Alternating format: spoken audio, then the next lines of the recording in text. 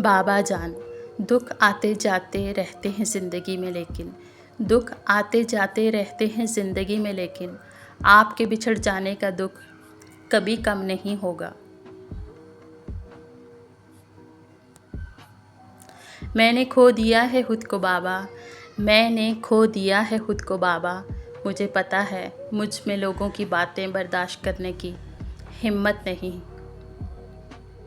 आपके बाद वीरानी फैल गई हमारे चेहरे पर, आपके बाद वीरानी फैल गई हमारे चेहरे पर।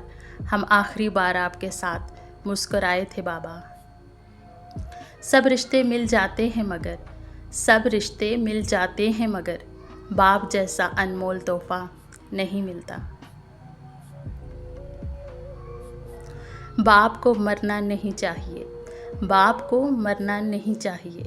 ज़िंदगी का मफ़हूम ही ख़त्म हो जाता है।